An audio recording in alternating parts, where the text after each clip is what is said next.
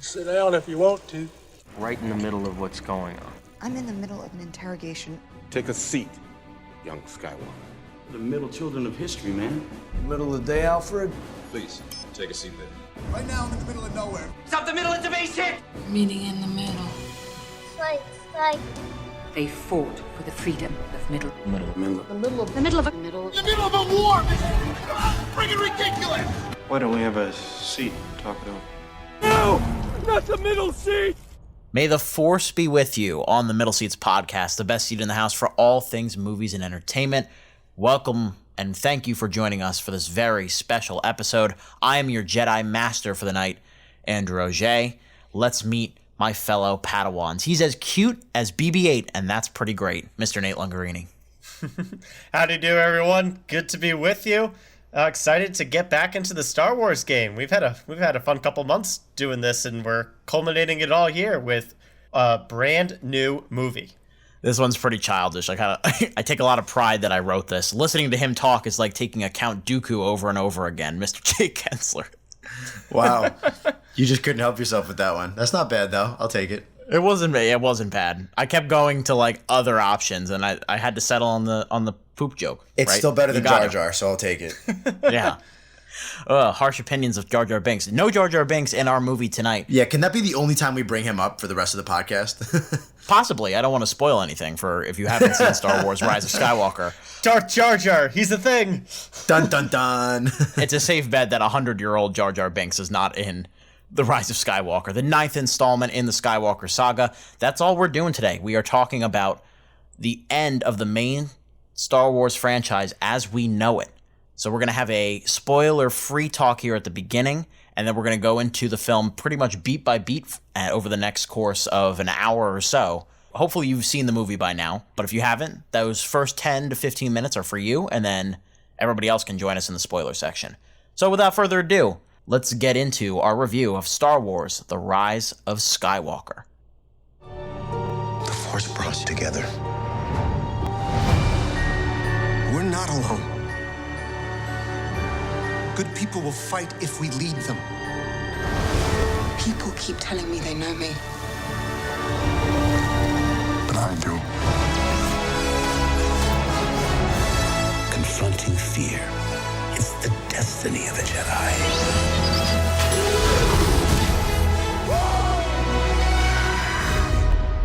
The Force will be with you. Always.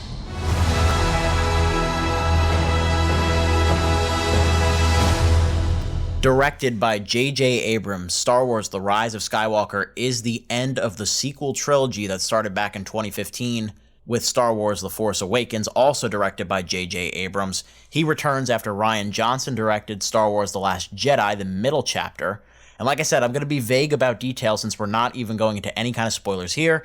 All you really need to know is that this takes place about a year after the events of Last Jedi, which fundamentally changed a lot in the franchise as far as a lot of our characters go, specifically Rey, Finn, Poe.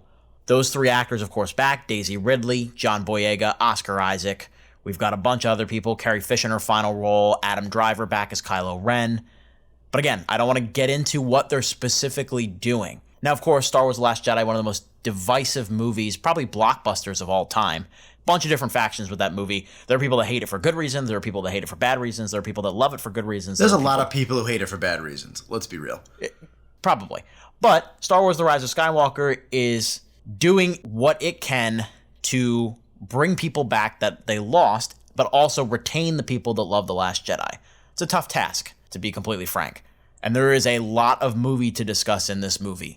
So let's get into it, folks. Let's start with Jake Hensler. What did you think of Star Wars: The Rise of Skywalker? Well, I'm glad he's going first. Can't be speechless yet. Not a bad movie per se. Yeah, I'm not often speechless. I'm usually penalized for having too much to say.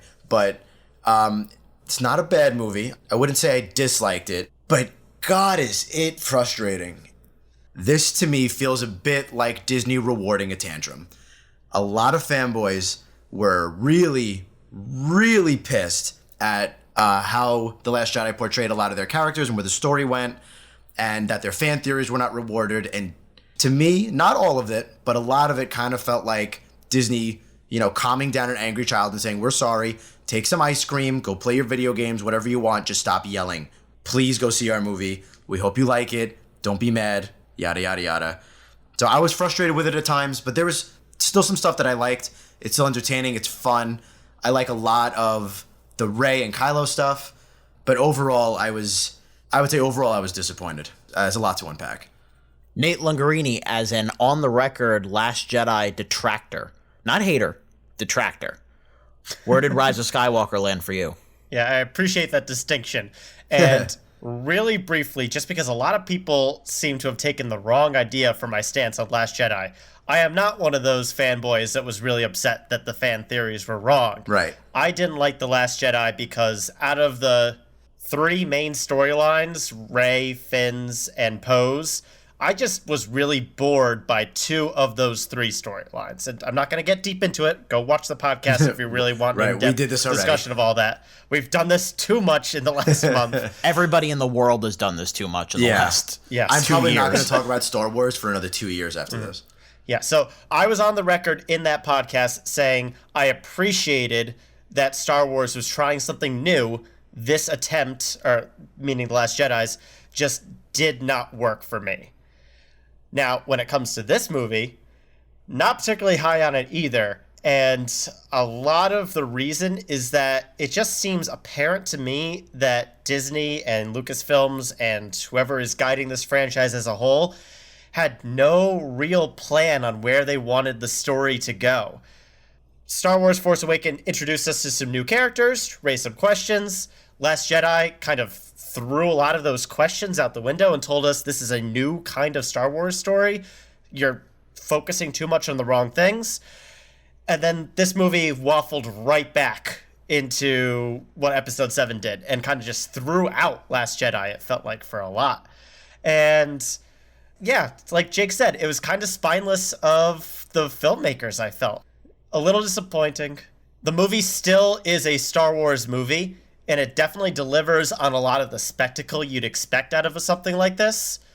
But the flow and the story are definitely underwhelming. It is a shame. I really wanted to like this one a lot more than I did. Yeah, Nate, I'm pleasantly surprised that we are in agreement. I did not feel like fighting with you for an hour and a half. And we still may fight on some things, but generally, yeah, I'm kind of with you there. Well, let's see if Drew turns to the dark side. Let's see where I stand here. Just a quick background. Really like Force Awakens. Thinks it's one of the safer movies in the franchise, but on design to try to get you back into this world. And then Last Jedi, the questions that J.J. Abrams asked the audience. Nate, I would disagree with you a little bit. I wouldn't say that it said that the questions didn't matter. I mean, partially, yes, it did. I've said that before. But thinking back on it more, it answered the questions, just not in a way that anybody expected or wanted. It didn't have anything to do with legacy, a lot of the things. It didn't have to do with callbacks and nostalgia. They were answers to the questions that deepered certain characters, in my opinion. Transitioning to Rise of Skywalker, it's like Abrams wanted a second shot at answering all of these questions. He didn't like the answer that Rian Johnson gave, and he wanted to double down and do it again. And we keep saying it's a course correction. It's a little cowardly, to be honest. It's almost immature. I don't like what you said, so I'm going to change it because I get the last word. It's a little bit on J.J. Abrams, but I also think it's on Lucasfilm and Disney for allowing him to do this. I don't know who the like, it's a chicken and the egg situation. Like, did Lucasfilm tell him, right the ship and course correct, or did Abrams want to do it and Lucasfilm and Disney allow him to kind of basically poise a middle finger to Rian Johnson's vision? This was definitely one of the more conflicting movie experiences of my life, because this thing it's an absolute mess of a script. It's such a roller coaster. Is all over the place. Yeah, it's a roller coaster. It's up and down. The actual plotting, there's about 4 hours worth of movie in this 2 hour and 20-minute movie. There are rarely any moments to breathe. The Last Jedi is such a patient, slow-moving movie as far as actual story events. This could not be more opposite. It's like a video game at points. But it's also a movie that genuinely touched me. It has a lot of emotion at points. The performances are very good. The spectacle, like you were saying, Nate, is strong. I've seen the movie twice now, and there are things about it I hate, and there are things about it I really like. It is the definition of mixed, if that makes sense. They would do two things I liked and then one thing I hated. So that kind of translates to mixed positive. I think this is what happens when you don't have a set vision going into a trilogy. You needed a Kevin Feige, like the Marvel movies had. Yeah, absolutely. This is like almost the version of J.J. Abrams emailing Rian Johnson, being like, per my last email, like nobody had any idea what they were doing as a studio for 3 movies. What happened? Nate, like you were saying, the one singular vision is really important. Because we're switching voices movie to movie. Yeah. Very radical voices. Yeah. Like artists. So that doesn't work sometimes. You need George Lucas. You need a George, but not specifically George Lucas, maybe. But you know what I mean? Like somebody like Jon Favreau over at Mandalorian. He's got other people working with him to make the show good. But it's really, he is the creator. He is the one kind of moving the shift forward. Dave Filoni's another good example within canon. He does the Rebel shows. He does the Clone Wars shows. He has other directors that come in and do episodes, but he is the creator. He is the showrunner.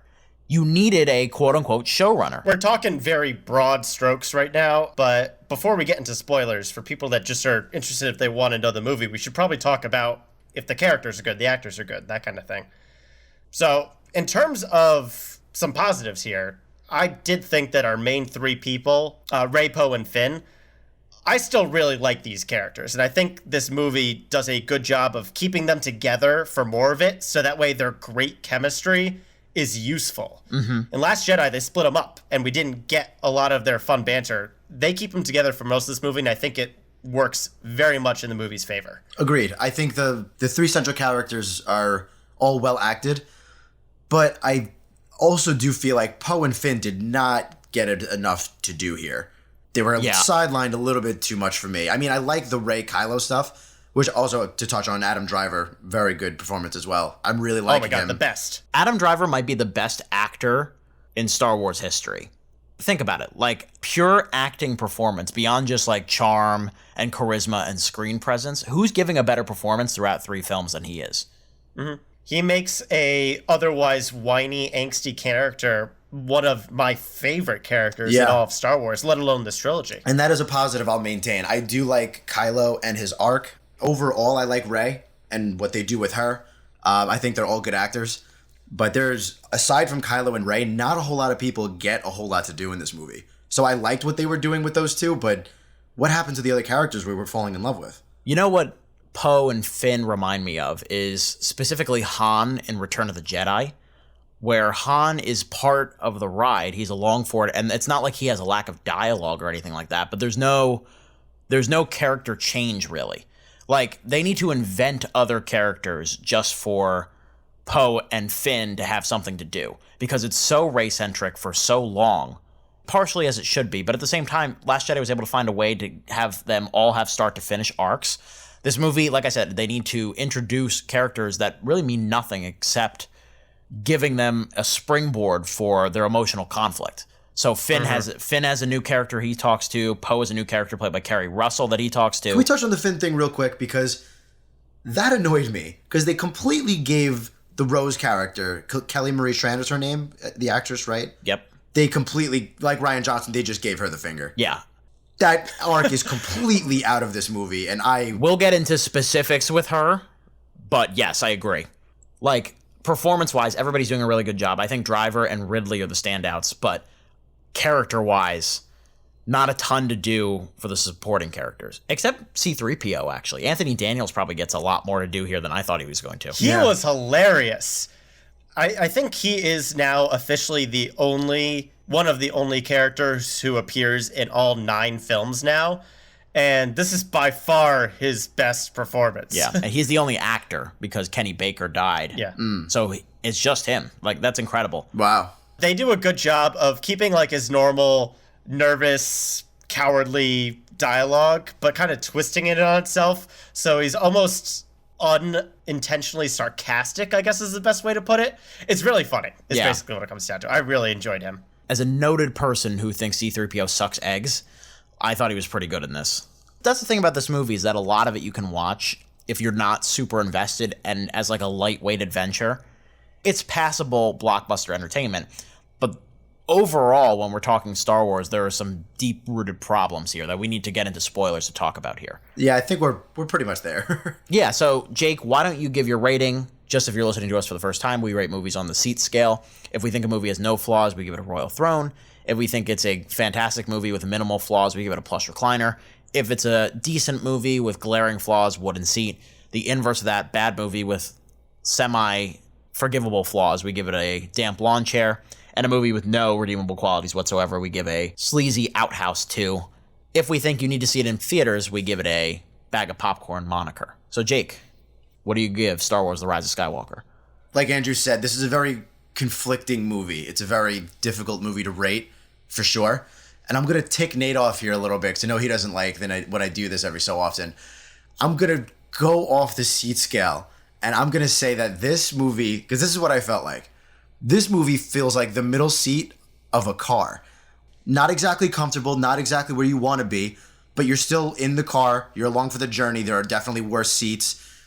And you're just kind of crammed in the back, not really sure where to go, what's going on, what to do. What is a worse seat than the middle seat of a car? You could be in the trunk. You're certainly not in the trunk, but you're certainly not sitting shotgun either. You're not driving. You're in between That's two illegal. other... I don't know if I buy this analogy, Trey. I should have written it down. It was fine until really... someone questioned it. I should have written it down. I had it really good when I was driving home. Like, it's not a bad movie. It's not a bad seat. But it's just... there's so many things about it that are not fun. No, I guess if we're going to make Nate happy, I would give it probably a wooden seat. Tell me how many times you've been in the trunk of a car. I've been in the trunk quite a few times, actually. We don't have to get into that I feel like here, I though. should be reporting this somewhere. Yeah, that's right. We don't Like- have to get into that here. Nate is pocket dialing 911. Are you listening to this? FBI. Yeah, just everybody go up close to their little camera on their laptop and just say, FBI, if you're listening, please help. Jake's been in the trunk how many times? And I would give it bag of popcorn moniker, because how do you not? It's a Star Wars movie, you know? All right, Nate, let's stay on the rails as opposed to some people on this podcast. Whatever. Yeah, get mad at my creativity, Yeah, no, sure. I'm going to be much more straightforward with my rating. This is very similar to me to Revenge of the Sith and Return of the Jedi. It's a third movie in a trilogy that has some really good moments and some really bad moments, and they even out right in the middle. This is a wooden seat for me. The Force is balanced. There's some great scenes and there's some great moments that I enjoyed, and I felt like this is Star Wars, this is good. And then there's some bad dialogue, there's some really questionable story decisions, and there's a whole lot of like, what? Why would you think that's a good idea in this moment? Yes. Kind of things throughout the entire movie. And I was just, over the past month, we've gone over all the Star Wars movies, and I'm ranking this one right up there in the slew of mediocre Star Wars movies, and this is one of them. So wooden seat for me. This is a big talk to the screen movie here. Very much so. Yes. And it's going to be one of those where we're going to get into spoiler section, and I'm probably going to go off on like 5 different things, and I'm going to sound angry at those 5 different things. Yep. And probably more, because you guys are going to bring some up stuff that I'll agree with. Yeah. But I feel like it is important to remember some of the good stuff throughout this movie. Still makes it an okay watch. But this isn't going to be something I'm going to watch in full, I think, for a very long time. This is going to be one where I find the clips of the stuff I want to see again, like the cool fights and the cool sequences and whatnot, and we'll move from there. So, for your first viewing, go ahead, see it in theaters. Try to beat the spoilers before someone spoils it for you. Seriously. Because if you hear them off the screen, I don't know. You might not want to see the movie. Yeah. Like I said, very conflicting movie. Very tough to get a sense of how you feel about it. Because like I said, the ratio of the things that the movie is doing, I would say 2/3 of it I liked. But the 1/3 that I didn't like, I really didn't like. It's a very rousing and emotional movie. I think the second half is significantly better than the first half, and we'll get into why when we go beat by beat. It's a interesting ending to the Skywalker saga in the larger context. I don't know if I would say it's a good ending. It's very evocative of Return of the Jedi in terms of it's very busy, it's very distracted, it's not always focusing on the best things. There's a lot of moving around. It feels like it maybe could have been 2 parts. There's a lot of nostalgia. It's just a lot to process. I am in agreement with both of you that it's around wooden seat level. I liked it a little bit better the second time once I could prepare myself for what it was going to do, because it is nice to get a sense of finality, and there is a sense of finality here. It's just not nearly as satisfying as I was hoped it was going to be. But I don't think that this is dull, irredeemable, awful like some people are saying it is. I think that is a little bit of hyperbole, but there is a lot of dull and awful things in here that I do want to talk about, that we're going to get into right now. I say bag of popcorn, see it on a big screen. It's Star Wars, of course. So, from this point forward, we are going to basically go through the entire plot of Star Wars: The Rise of Skywalker. If you have not seen the film, please do not listen to this. I mean, odds are the internet has already spoiled this for you already, but just for me, as your Jedi Master here in the Middle Seats podcast. For everybody else, dive into our spoiler section. Whoa! Oh, spoiler alert. Spoiler! Spoiler! Excuse me! Spoiler alert! So guys, right from the opening crawl, this movie kind of announces itself as something familiar, because we get the dead speak, the first 3 words of the crawl. First of all, that gets your attention. I like that as a start of a crawl. Like, we've had some good ones. I think my favorite ever Star Wars opening of a crawl was when the Revenge of the Sith one just started with war. Like, that was cool. But then from there, it's just straight up. They just go straight into it. Palpatine's out there. He's sending out a message. He is talking about the Revenge of the Sith. Again. Get it? There it is. So he's talking about that from a faraway land, and Kylo has no interest in really letting him live. He's going out there, and he's hunting people to kill him. Straight up murdering whole civilizations. By the way, that opening scene apparently is on Mustafar, which, not clear in the movie at all. Clear in a novelization that they're releasing after the movie that people have seen. Huh. For no reason at all, but yeah. Right. Like, wouldn't you want to mention that? Right. Yeah. Like, even in the opening crawl, we come to Kylo wreaking havoc on Mustafar. Something like that. So we transition, we get our first look at Exegol, which is the Sith planet. It's literally, they don't pay their lighting bills at all, and it's just lightning lights the whole thing. He goes there, and we find out our first really big reveal, which is that Palpatine basically created Snoke. Snoke was a puppet for Palpatine the entire time. He wasn't just some random dude that came up and corrupted Kylo. Palpatine's been pulling the strings this whole time. And we learn later that they kind of have a throwaway line where they're like, oh, Sith have dark magic, they have cloning, that's how he survived, yada yada. I don't have a big problem if they're going to bring Palpatine back. You know, Darth Maul survived what he did, and he's not even the top dude, so it makes sense that Palpatine survived. But we've got the final order coming, and just from there, it's pretty much nonstop for like an hour and a half. Mm-hmm. Yeah, literally the first couple minutes are right away Disney going, look, we're going to undo The Last Jedi a little bit. Here's Snoke's backstory, and here's a hint at who Rey's parents are. Happy now? Stay engaged. And I was rolling my eyes from minute 2. Yeah, it's a good start for sure. Oh, lordy. Yeah, Snoke's thing isn't really satisfying, but I didn't really care in Last Jedi, so I really didn't care too much here either.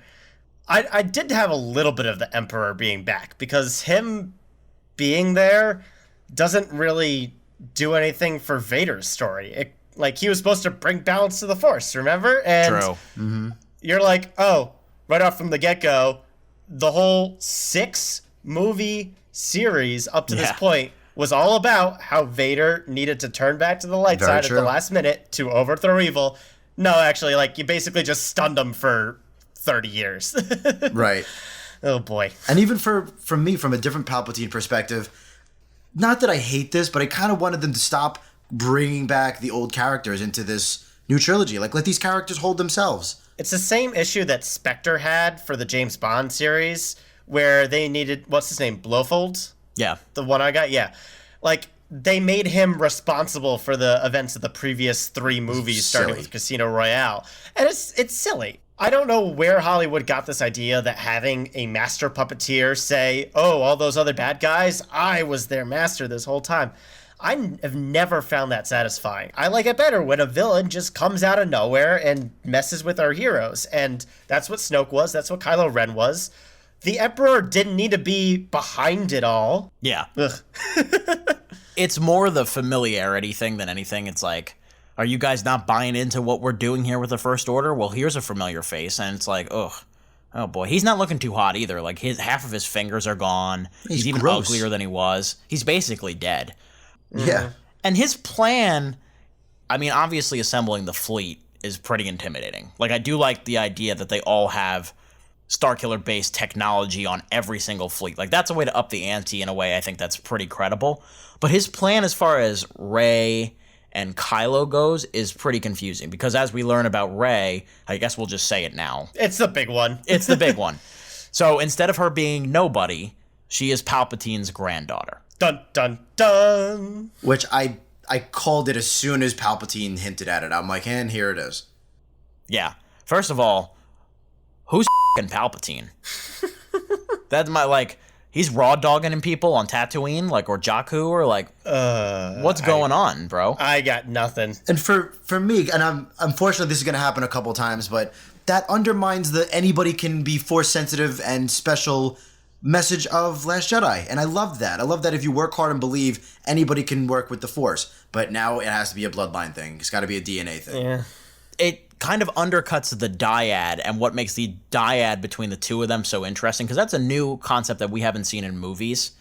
I'm sure they've gone over it in the canon at some point, but basically the idea that they are more powerful together than they are apart, and the idea that Ben came from legacy and she came from nothing made it more powerful. And I think Palpatine's plan still could have worked and still been something that was in this movie, but they didn't have to be related. Like, think about how much more powerful it is if he's been hunting her for years, but they weren't related. She's just so strong that he can sense her from all the way across the galaxy.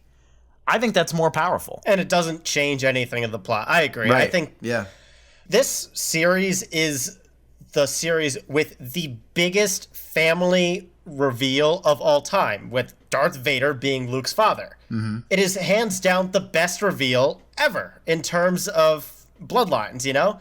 So why on earth would you make a new trilogy focusing on another big reveal? It was never going to live up to any expectations. Well, because we are expecting it is the problem. Yeah, people are so absorbed in their fan theories. They should have done in episode 7 that Rey's parents not being in the picture didn't matter. Like, they could have just died in the sand somewhere, and it would have been a tragic backstory kind of thing, but you didn't need to make it this whole mystery that was going to be underwhelming no matter who it was, whether it was Obi-Wan Kenobi, whether it was going to be like another Skywalker cousin, whatever, a Palpatine. It's not as satisfying. We've already seen the best this series can do. So don't bother trying to match it. Make something new.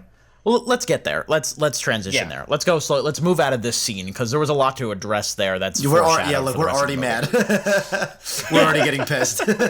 Basically, we get reintroduced to Poe and Finn and their new slug friend and Chewie and BB-8, and we find out that there is some kind of spy in the First Order telling them about the Final Order. And then we transition back to the Rebel planet. By the way, cool concept, I think, on that chase scene with Poe and Finn. The idea of how do you get around the fact that they can track you through light speed? You light speed jump. You go from place to place. I thought that was an interesting skip around, way basically. to do that. Yeah, I thought that was really cool too. I did like that aspect. You put on planet shuffle, basically. Yeah. Right. And it was fun character reintroductions for Finn and Poe in that scene. Again, I missed that. These characters were immediately meshing well in the first movie, and I'd missed that in Last Jedi because we didn't see a whole lot of it. Right off the get-go, they're together. There are new co-leads in this scene, and I was on board again. It felt like Star Wars again. Yeah. So then we transition to the base planet, basically Endor Light, that the Resistance is hanging out on. Rey has been training. She's still getting visions of Kylo. She's still getting visions of her parents. That hasn't completely stopped haunting her yet. And there's this whole idea, we go back to the idea of legacy. Rey feels like she has to earn the lightsaber that Luke gave her. And she has to earn Leia's trust. And it's less about her journey again. It's back to she has to earn the right to be a Jedi leader like a Skywalker was. From there, she has these books that tell her about the Wayfinders, which is MacGuffin number 1 of like 7 in this movie. Like, again, it's like a video game. Find the artifact, go talk to the general that can get you the artifact. Mash B 5 times. Yep. Yeah. This might be a plot hole thing or something I missed. Where did she get these books from? Because Luke destroyed all those books in the fire in the last movie. Did Leia have them? Did they ever make that clear? The book with all of Luke's writings on it. Did he not burn all of them? That's the only explanation Maybe I have. he kept that one elsewhere. And maybe that's it. Who knows? Who cares? It's Rian Johnson now. You're asking the wrong questions. Oh, brother. So we go off on our adventure, but Rose has to stay behind because she has to read about old Star Destroyers. That's why she can't go on the adventure. She needs to go read books about old ships. There's no one else that can do that, just Rose.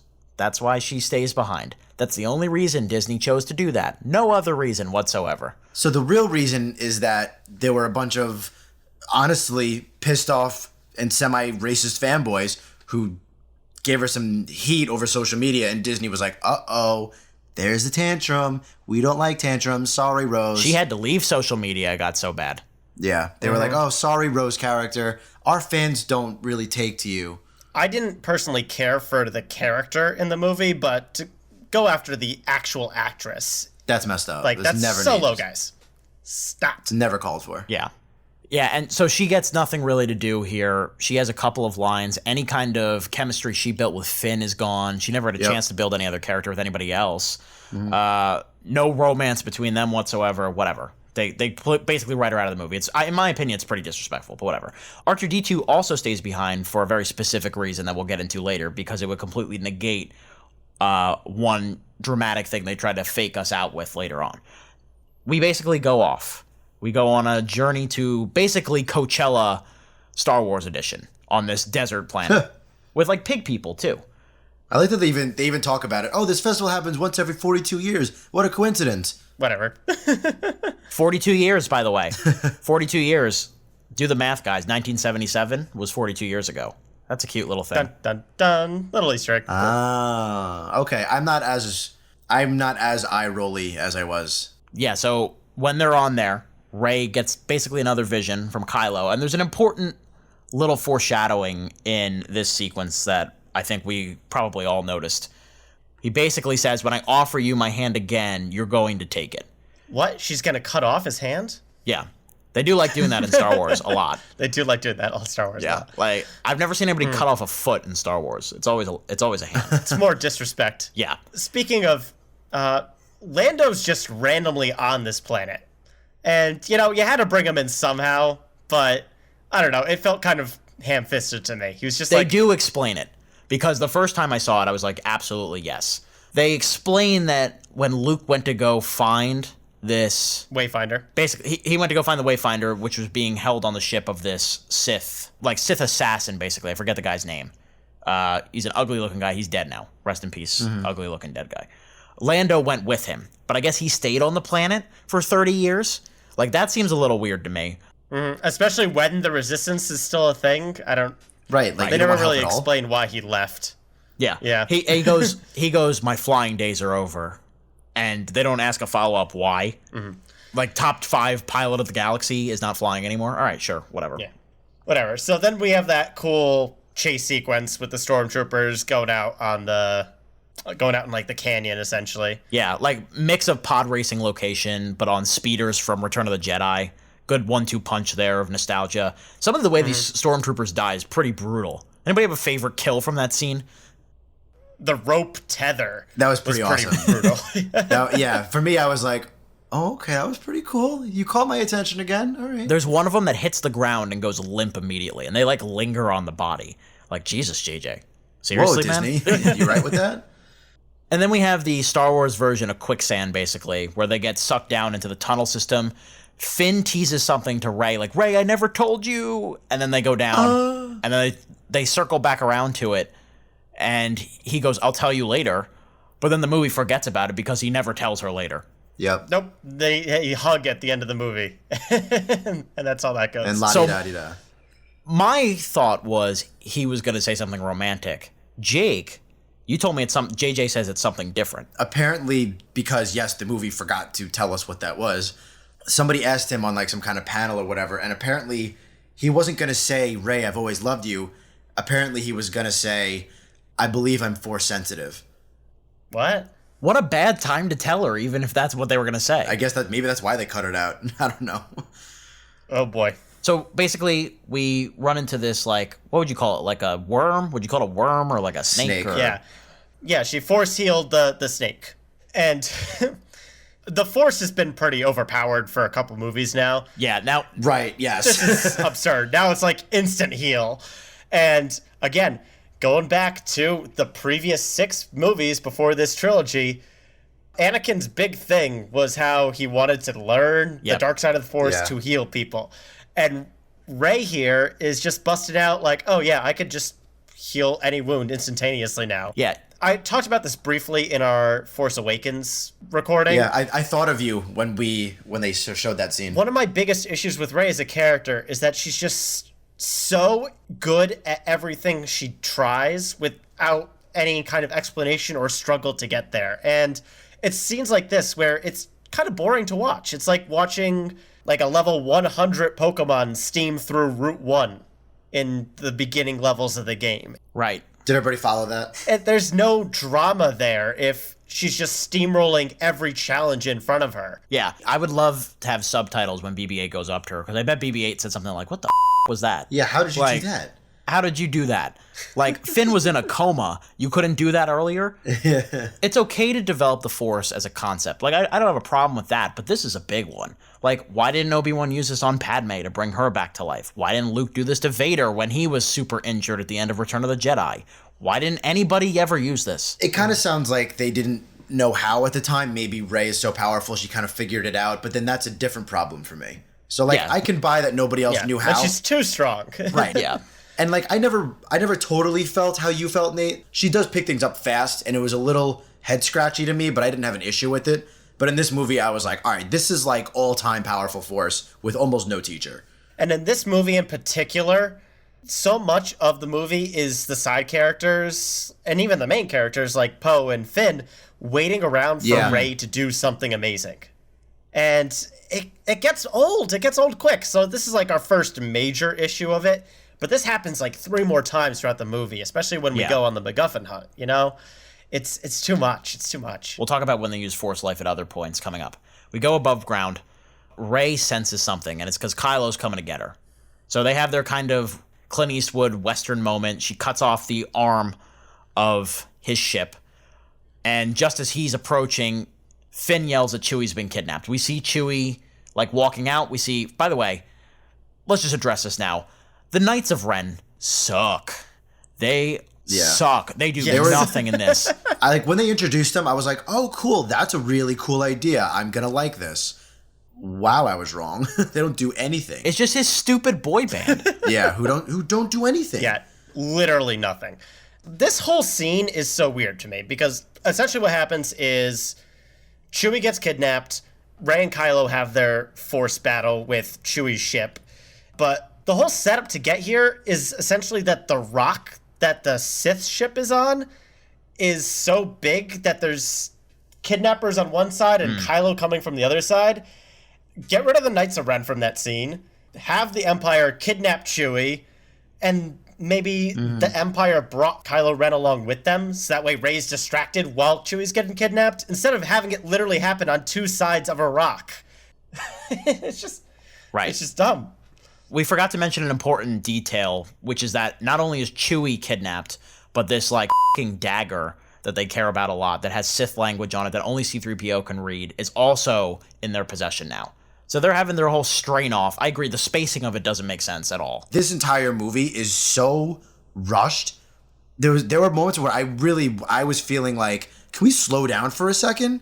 Like, this entire movie is just go, go, go, but not in a fun Force Awakens way. Go, go is in, like, we have so much to cover, let's get there. And I'm like, everybody calm down for a second. When I'm giving this plot synopsis, I've only skipped probably 2 or 3 down moments. Like, you're getting the movie. Yeah. And that's a problem. I agree completely. There's no fat, but sometimes it's good to have a little bit of, fat. Actually, fat's not the right word. Fat implies that it's not important. Right. There's no downtime. That's the best way You need to chew your food. We're getting stuffed right now. Yeah. Yes. Yeah, that's good. Seriously. Yeah. Nate can definitely attest to this better than I can because I don't know anything about editing and he does. But this feels like choppy editing to me too. Like it's just so, I don't know. It's a bloated script. I think the script is really more, bloated. yeah, the script is the issue. So we get our force pull off on the convoy, and cool scene. I like this scene. Yeah, cool scene. I like the end result with the lightning too. I thought that was pretty cool and a pretty shocking reveal. Again, works divorced from her being Palpatine's parents. Maybe she has a little bit of Sith in her. That's fine. Mm-hmm. I did not buy for 1 second that Chewie was on there. There was not a single second that I thought he was like dead. They would never, ever, ever kill him like that. I actually did because, well, later on they tell you he was on a different transport, which is comical because where? What are you talking about? Yeah, that line is being memed all over the place. Because that's so ridiculous. I thought there was only one transport, like a normal person, and we saw him get on. So I really did think they killed Chewie like that, and unwillingly to me, my body squirmed in a way that I debated walking out of the theater for a second. I was like, if this is where the movie's going, I'm not finishing it. Wow. Because I really did buy it for a second, and I was pissed. I was kind of halfway between your camps. If this had been any other director than J.J. Abrams, I think Chewie might have died in that scene. Rian Johnson probably would have done it. Yeah. Yeah.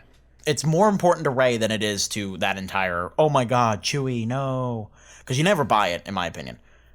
So they still need to find this Wayfinder, basically. So C-3PO is the only one that can read the dagger. He has it stuck in his head. They need to go to a different planet and meet my boy, Babu Frik. Favorite new character. What a G. This guy has like Kerry Russell and everybody else working on his payroll. He works at a bar where John Williams is the bartender. Oh, that was John Williams' cameo. That's fun. Yeah. Yeah, they linger on it the second time. I didn't notice it the first time, but the second time, oh, that's John Williams.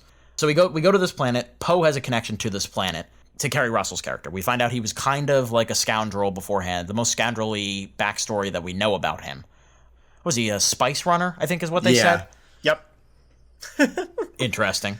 Whatever. Right, okay. Yeah. But again, she's just there for him to have someone to talk to. C-3PO allows them to erase his memories so that they can bypass it and get the Sith text out of him so we don't need the dagger. Mm-hmm. Touching kind of scene, because C-3PO okay. is sacrificing himself. Really, really quick aside. There's so much to nitpick about this movie, and I apologize in advance, but why not save a backup of his memory to put back into him later? Because R2-D2 was able to pull that off, right? That's like the first thing they tell you in intro to technology in college. Like, literally, save your data. Yeah, Whatever. Even I know that. Whatever. We're going to get stuck in the minutia of it. Carry on with the plot. Because we're not going to want to talk about that later. The reason R2 doesn't come with them is because it gives the dramatic weight, quote unquote, of C-3PO forgetting everything, even though he's just going to remember it again an hour later. Like, if R2-D2 is with them, he just restores the memory right there. There, that's done. But whatever. We like fake outs here in this movie. So C-3PO tells them where the Wayfinder is. Rey just gets a sense that Chewie is alive on Kylo's ship. Like, don't know why she didn't have it before, but now she's got it. She must have been on a different. He must have been on another transport. That's the line. So they go up there. Third MacGuffin. Kerry Russell's character has this little captain's medallion that helps them sneak onto the ship. In literally the same scene. Yeah. Why waste time getting up there and using a MacGuffin if it's literally just your scene transition? I didn't get the point of that. It's bad writing is what it is, to be honest. It's like it's just to make you feel bad for this masked character we literally met 5 minutes ago. I don't care. Let's do Star Wars. Yeah. Everybody gets up on the ship and they split up because Rey really needs to go find the dagger, even though they know where they're going now. But she just feels like she needs a dagger for some reason. They go to rescue Chewie. They get caught. And then we find out who is the spy in the First Order. It's Hux, played by Domhnall Gleeson. I didn't think this paid off at all, by the way. I didn't mind it, honestly. I thought it was kind of cute. Yeah, it makes sense to me because he doesn't really like the Resistance, but he hates Kylo even more, and they've kind of set that up. Like, Kylo throws him around so much in the first 2 movies. They have, but to me it feels kind of childish, especially his line. I think his line was the worst than anything. I don't care if you guys win or lose, I need Kylo to lose. Oh, so we're 11 on a kickball field. Okay. That's always been his character, though, kind of, right? He's kind of been like a petulant child. He's a like, jerk. He's never liked Kylo, but that specifically, I was like, oh, this is a little dumb. He's like the classic annoying guy from Ghostbusters and Die Hard. I forget who that actor is, but you know the one I'm talking about. Yes. Yep. The annoying guy who's just like in everyone's way. The one that works for like the EPA or whatever in Exactly, Ghostbusters. that guy, yeah.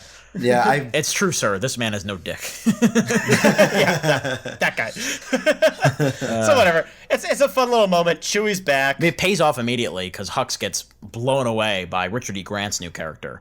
Like, they don't even let him be like a spy anymore after that. It's good. It's a cool, spineless, non-bombastic way for such a spineless character to go. Yeah, and we get our first big lightsaber fight in 2 different locations at the same time, which is cool, but very different from what the Force has been. I feel like there was a really big power creep in the Force in between not even this series and the previous trilogy, but this movie and the previous movie. Mm-hmm. There's a lot of stuff that just like, whoa, the Force does that between people now? That's kind of weird and crazy and cool fight scene. That's about it. Yeah, I thought all of the lightsaber stuff was really cool. Yeah, me too. I liked a lot of the fights and lightsaber stuff. Yeah, so they escape the ship.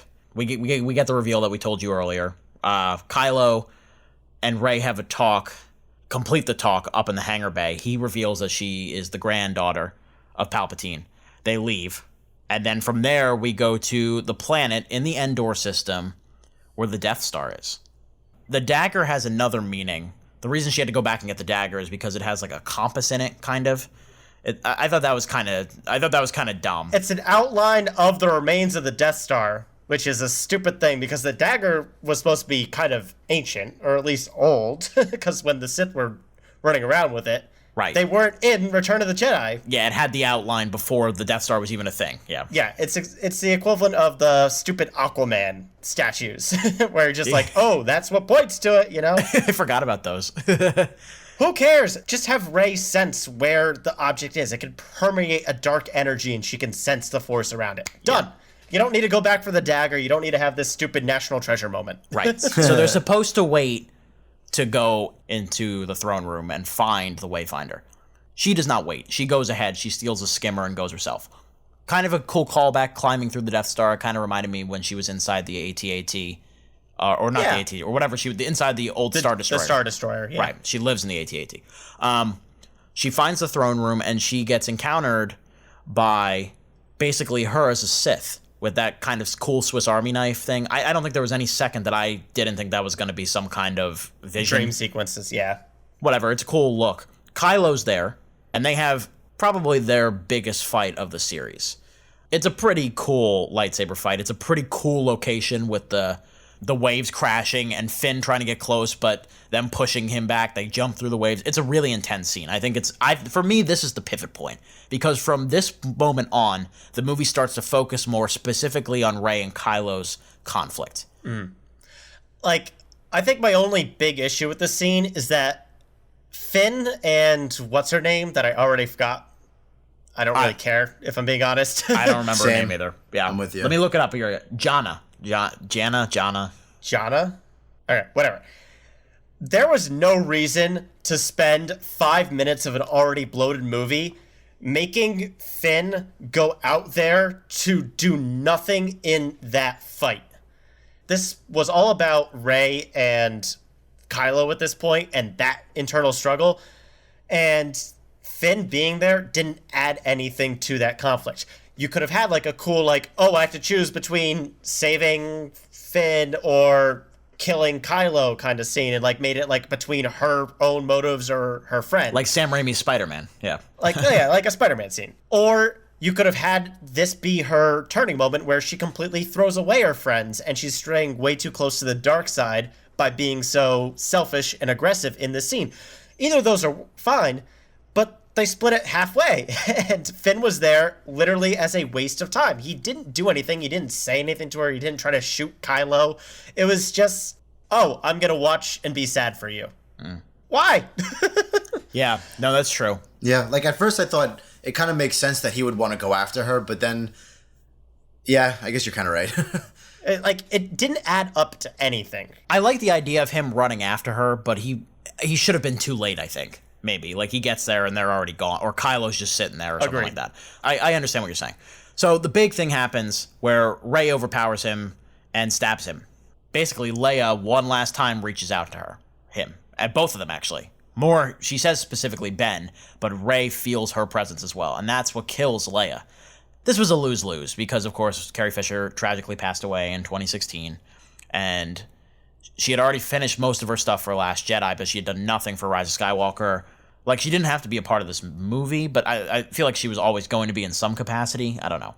Yeah, as far as, like, handling her tragic passing, I think that's about as good as it's going to get. She reached out to her son one last time, and it touched him. It was a kind of a nice moment, but there's only so much they could really do with it. It's just tough timing. So reached out to her son and almost got him killed. Right. Well, and then Rey force healed him. That'll come back again one more time later. We'll talk about that in a bit. But Rey dashes off. She takes Kylo's TIE fighter, his ship. Kylo has a very emotional scene. I think I hit this on my predictions last pod, right? That we would see Han again? Yes, you did. Mm-hmm. I did. And that was one of my favorite scenes in the movie, actually. I thought that was an extremely well-acted, tender scene between two great performers. And that was an example of a callback I really liked because of the whole just looks at him, he says, I know. Like, that's a beautiful, beautiful payoff for that. Yeah. I loved it. Yeah, I was cool with that too. So Kylo obviously throws his lightsaber in the ocean. And then from there, we're barreling towards our big climax. Rey goes to Octo, and of course, to no one's surprise, Luke is there as a Force ghost. Gives her a discussion and a talk about how what he did was wrong, how he was motivated by fear, but Jedi cannot live in fear. And if she doesn't go to confront Palpatine, the war will be lost and all the Jedi will be lost. So she knows what she has to do, but she learns something else important about Leia's character, and I want to get your guys' thoughts on that. Jake, you go first. I'm all cool with Leia being Force sensitive, but randomly giving us one clip of her kind of besting Luke in a saber battle was whatever. I don't know. I wasn't a big fan. It felt so out of place for me. Yeah. That she's like a flat out, full on lightsaber Jedi. You know, I kind of liked how there were different types of Force sensitivity, and Leia had this dynamic leader quality to her. So why wouldn't we have known prior to this movie that she was running around with a lightsaber for a little bit and just said, not for me, kind of thing. It just felt so fan servicey, out of place. And again, the only other really interaction that we've had with her with the Force was her Mary Poppins scene from Last Jedi, which I thought was silly. You guys had your own opinions, but Even I'm kind of with you on that. Again, another piece of a puzzle that I felt like was there just for the, didn't see that coming moment, instead of actually being pertinent to the story. It didn't add anything. It was just like, did you know that Leia also had a lightsaber and made her own and was a Jedi, and then decided, you know what, I don't want to teach my own son, Kylo Ren, how to be a Jedi. I'm going to send him over to Luke, and they'll take care of it. Right. Well, I mean, there is something that it does very importantly foreshadow, is that she has a feeling that this lightsaber is going to be used in some kind of capacity, quote unquote, finishing her journey. Luke is implying that, like, Rey is going to be the one to, quote unquote, finish her journey with that saber. But it's really Kylo, as we find out later. Yeah. So that's the whole purpose of the scene, is to more foreshadowing. I mean, I don't have a problem with her having tested the waters, basically, of how much she could do.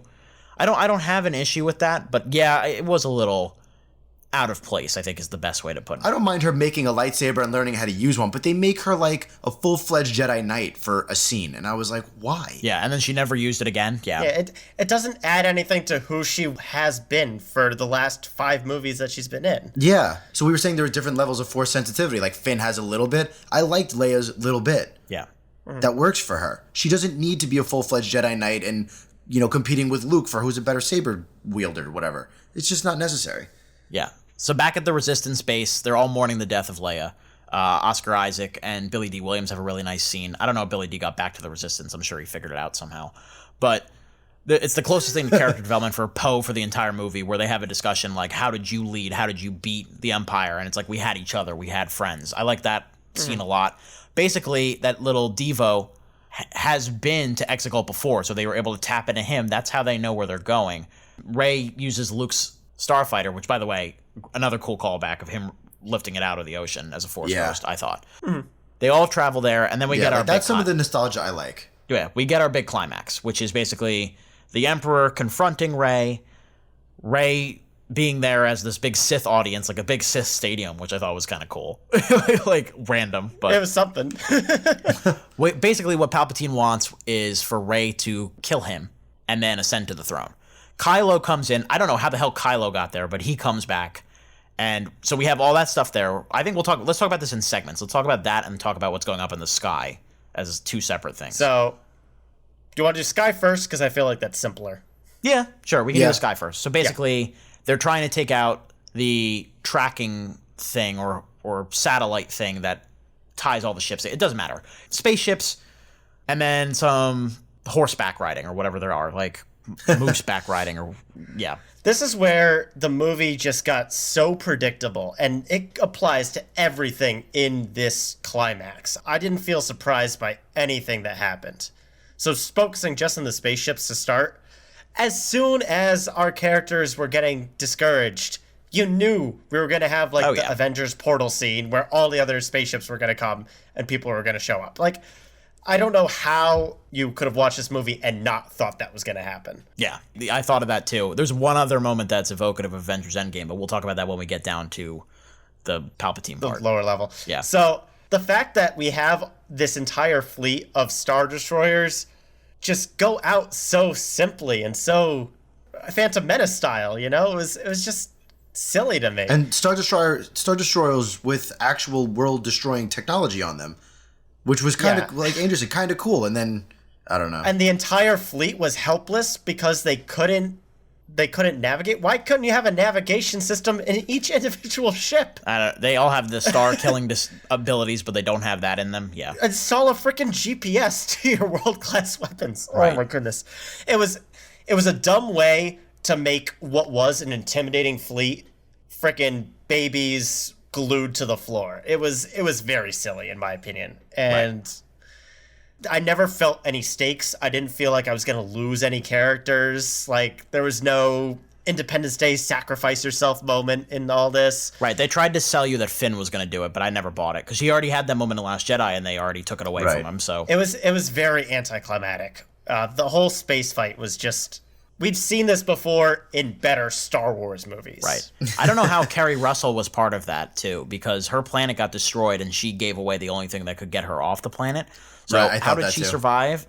Because she looks kind of cool and she had a moment with Poe and the audience would want her there, so she was. Poe needs someone to mac on later. Yeah. Yeah.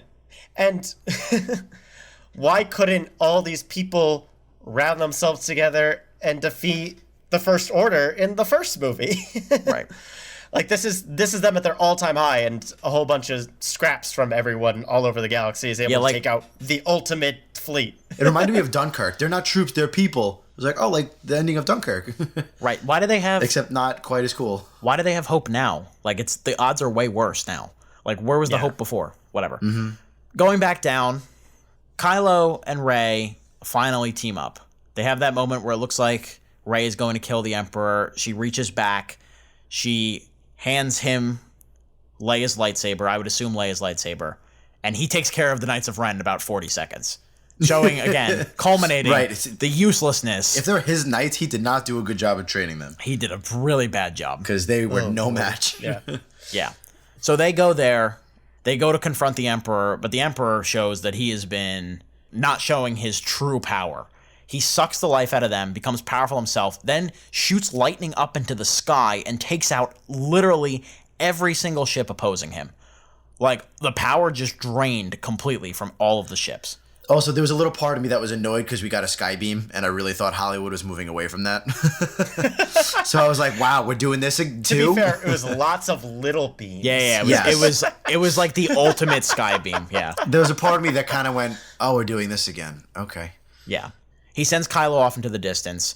Rey is basically knocked out. She wakes up because they foreshadowed it earlier in the movie, where she's asking the Jedi to be with her when we first see her, and they're not with her. And then every Jedi in the movies, in the TV shows, you hear snippets of them. You hear Samuel L. Jackson, you hear Liam Neeson, you hear Hayden Christensen, you hear the voice actress that plays Ahsoka in the show. You obviously hear Luke, you hear Yoda, you hear Ewan McGregor, and Alec Guinness, I think both of them.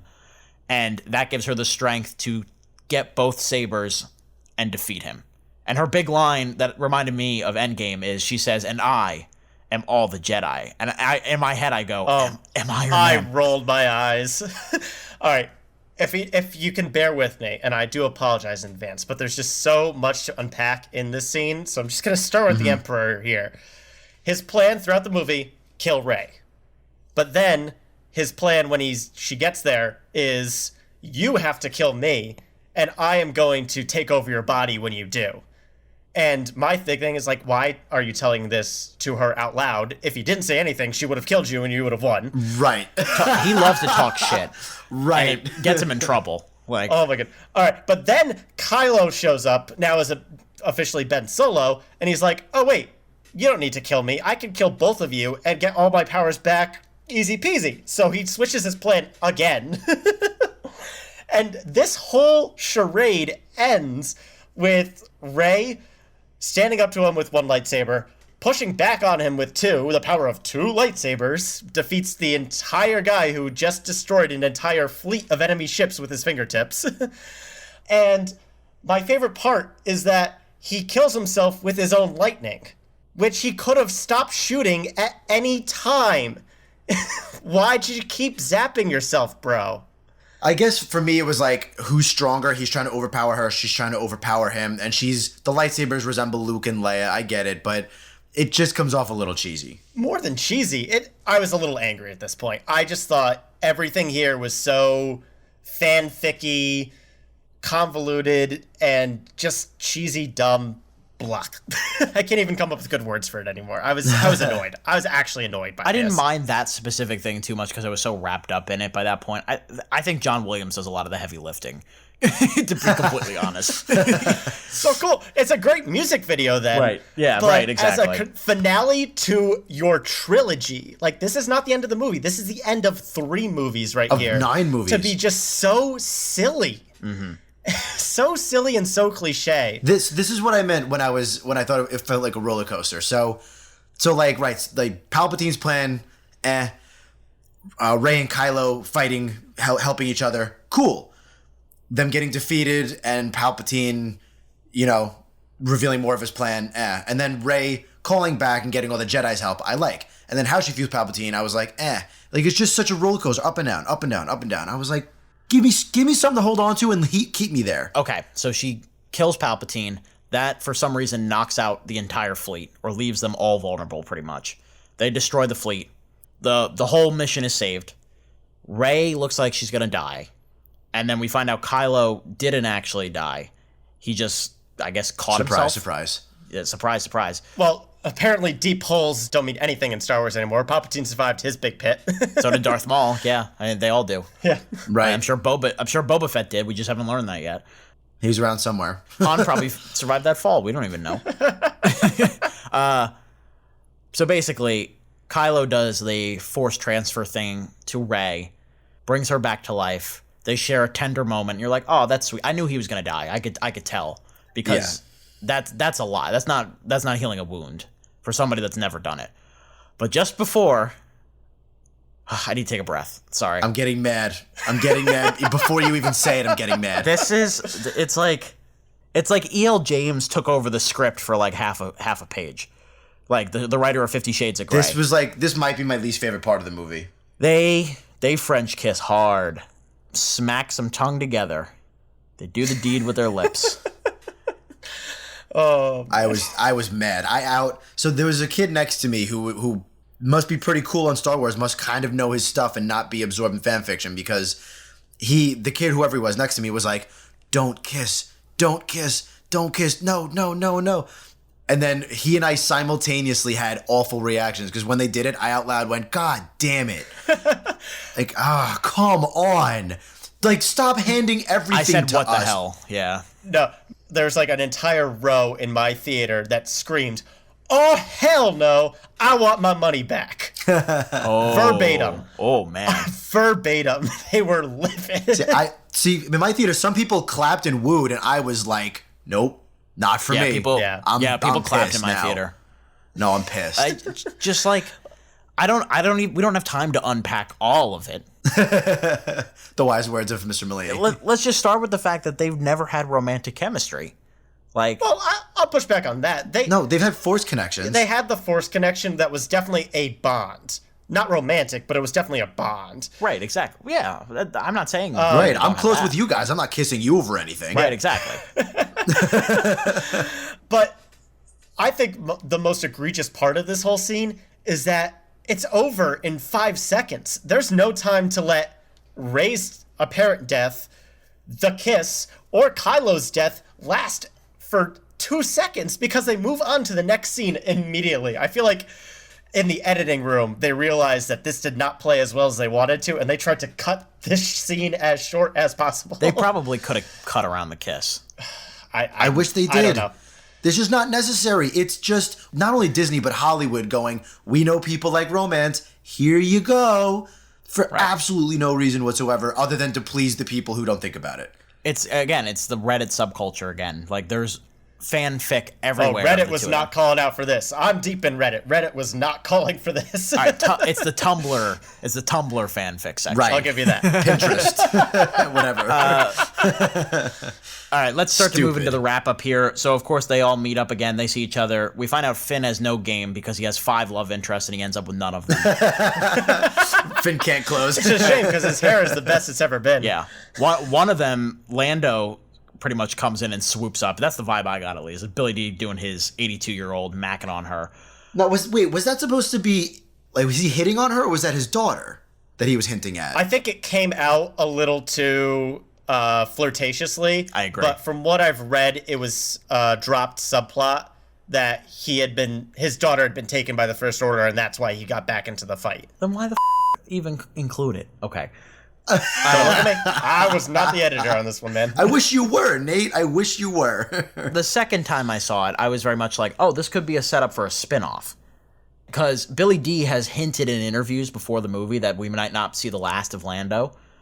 But I don't care about this girl at all. I'm sorry. Like, they don't give her enough to do. This movie had so much to do that they should not have introduced any more characters. I agree. Yeah, I 100% agree. Like, cool that there's other stormtroopers like Finn. He gets that, not only acceptance, but, like, I don't know, he's not alone in this world. Like, he's not the only one who did that. But what? Okay, cool, whatever. Move on. That's exactly my reaction. It adds nothing to him. It's like, oh, cool.